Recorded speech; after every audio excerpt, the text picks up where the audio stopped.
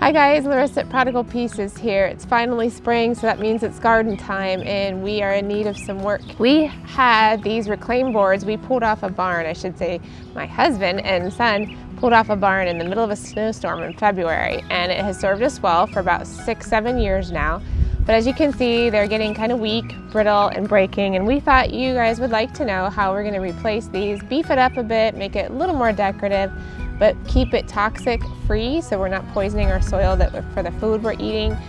We also had some damage over the winter to our grape arbor. I'll show you that, what we're going to be doing, and just how we're going to change it up, improve, and hopefully for the rest of the summer share with some gardening tips that we like to use in our own garden. So follow along.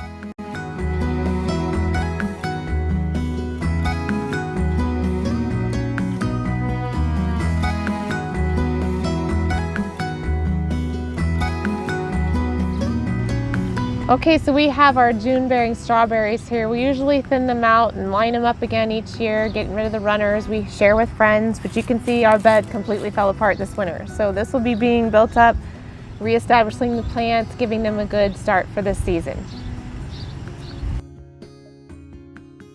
As I mentioned, this winter we had some Arctic winds that really took a beating on our garden, and it totally took out our cedar posts here for our grapes. We trellis these in a espalier fashion, which means it kind of has arms coming out like this, and we trim it back, and then they fill in each year. We trim it back in the spring when we start to see buds to where we want it to be. So we'll be replacing these, putting in some concrete.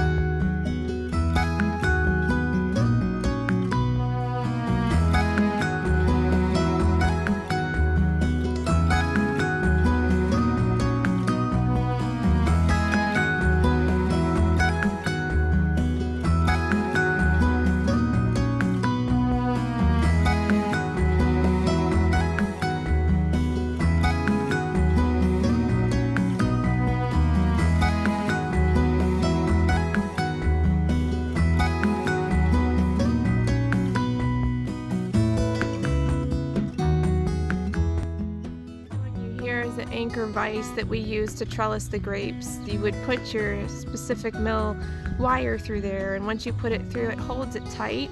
It takes different size wire, but I believe we used a 10mm gauge, and we tighten it, and then we're going to trellis the grapes back up the way they were. We had these in the other posts, but of course tried to done a little better as far as the posts go to be stronger. So this is how we're fixing our grapes. It's a great way to use the espalier technique of trellising grapes. You could use this for trees, apple trees, small fruit trees, and such dwarf trees work well with this too.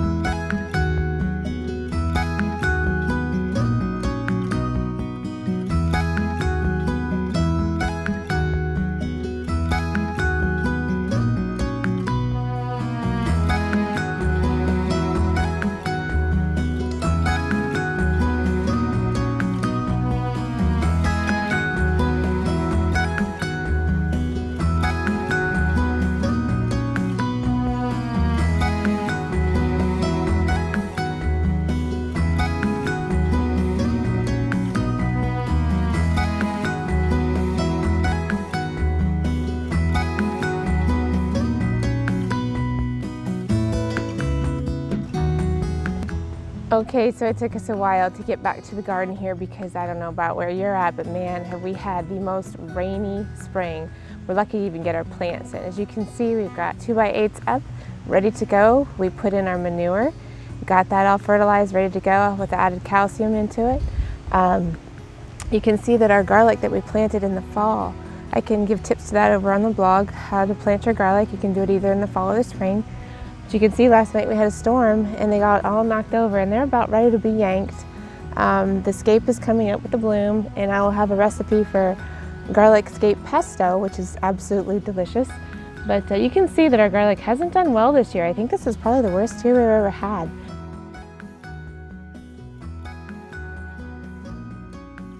A little yellow here, and it's getting kind of weak from all the rain. We even have mushrooms that have been growing in our beds, and we've never had that before. So that just tells you how much moisture we have. So I'm gonna just take you around and show you what we've got. The grape arbor is fixed in the back. We've got grapes coming on, bok choy, red cabbage, tomatoes, peppers, basil, cilantro. We've got our strawberry patch back there, green beans, and on the front fence we've got our pumpkin coming ready for fall. So let's take a tour.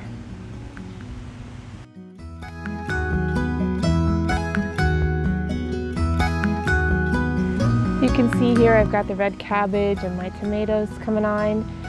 Normally we do our staking pretty soon here for the vining tomatoes and our bush tomatoes. We just tackle that way.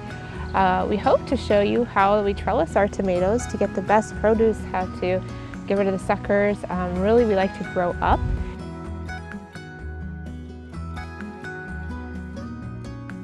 And we companion plant a lot in here. We've got the cabbages, the tomatoes. We've also got basil growing in here. There are a few volunteers that like to pop up, and we just kind of let those go because it's fun.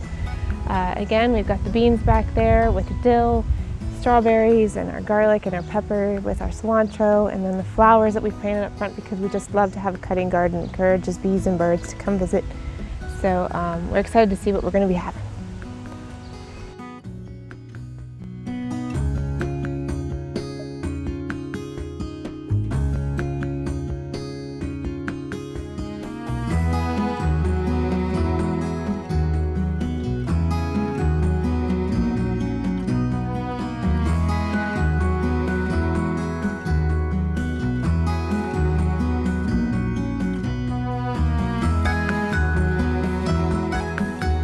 Hey guys, I just want to encourage you at the end of this video. I don't live where I want to live. I'm a country girl, grew up barefoot running through the woods, and I'm in the city. Now it's not downtown city. We have about a 1/4 acre lot, but we're definitely trying to make the most of what we have here.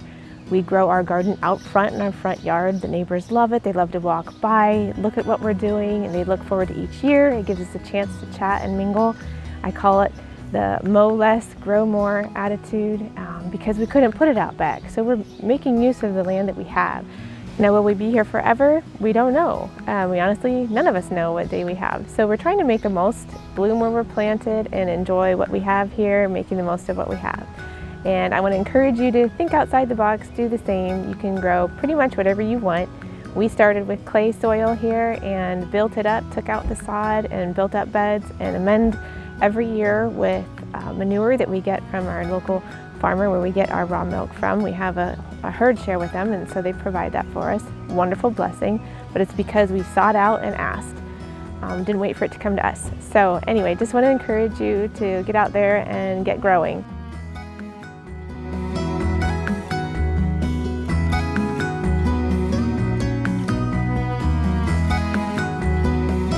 I'm out this morning, and when I showed you this sedum, also called Autumn Joy, many of you are interested in how I go about separating it out. You can use it to transplant into other beds, which I've done over the years and filled up plentiful. There's an example of one right there. Don't mind the mess. It's early spring here. We have a lot of winter cleanup to do. But basically, I'll try to film this while I'm doing, but I'm going to just take my shovel here and I'm going to stick it down in. And instead of like cutting it in half, I'm going to kind of go around the perimeter and take out bunches. But essentially, you're just going to dig and try to snap through that root base and leave obviously some remaining so that it can flourish again. But this is good for the plant, helps it flourish. It's not so dense and full. And then it's great to share. I'm going to be taking a box of these to a local ministry to share with people who may not have the funds to be able to work on their garden. So like I said, basically I'll try to film while I'm doing this. You can hear it crunch and kind of snap and release. And when I get this bunch out, I can break it up into smaller bits to share with more. Ideally, I'd be a little bit more ginger with this if I had both hands. But this is some hardy stuff that grows great. I'm in zone 5 and very drought tolerant, loves the heat, loves the sun. Let's see here. And there you go, you can see down in here where I've left plenty of the root base, and then I've also dug up plenty. Might look brutal, but honestly it'll do well if it gets planted soon. I'm a little late doing this. We've had so much rain. Ideally you'd want to do it when the buds are just starting to come up. So now that I finally got some dry up, I'm able to get out here and get this done. So hope that helps, and I hope you enjoy this How to Separate Your Autumn Joy, also called sedum.